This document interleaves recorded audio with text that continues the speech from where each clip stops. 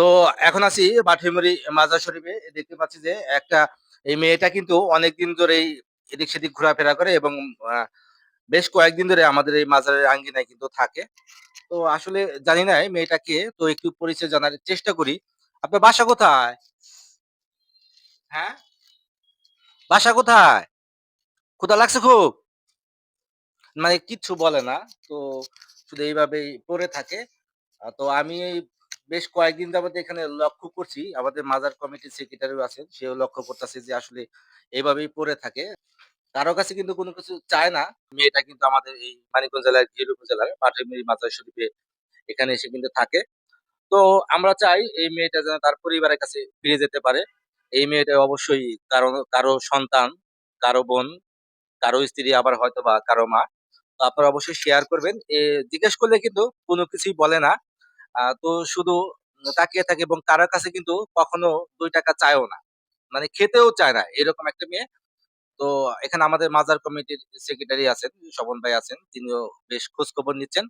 তো গতকালকে রাতেও কিন্তু বাহিরে ছিল। আমরা এখানে এনে এই ভিতরে এনে শোয়ায় রাখছি। সুন্দর করে এই পাটি দিছি, কম্বল দিয়ে শোয়ায় রাখছি। আপনারা অবশ্যই শেয়ার করে দিবেন যাতে এই মেয়েটা তার পরিবারের কাছে ফিরে যেতে পারে।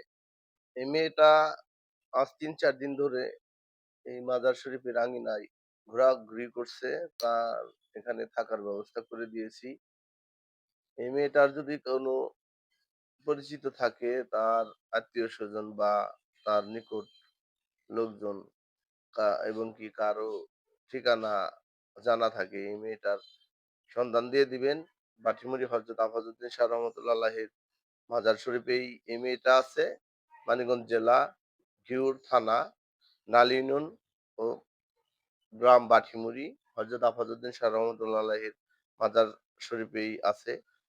এই মেয়েটার ঠিকানা আমরা জানি না। আমাদের নগর কৃষণ ফেসবুক পেজে যোগাযোগ করবেন। যোগাযোগ করলেই এই পেয়ে যাবেন এই মেয়েটার সন্ধান।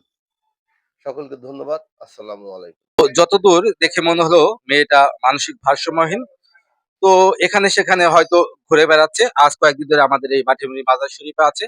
এরপরে হয়তো অন্য কোথাও চলে যেতে পারে। তো আমরা তো আর সবসময় দেখে রাখতে পারছি না। তবে বর্তমানে আমাদের মাটিমুড়ি মাজার শরীফে আছে। এই পরিবারে কেউ যদি পেয়ে থাকেন অবশ্যই মেয়েটিকে নিয়ে যাবেন কিংবা আমাদের সাথে যোগাযোগ করবেন। ধন্যবাদ সবাইকে।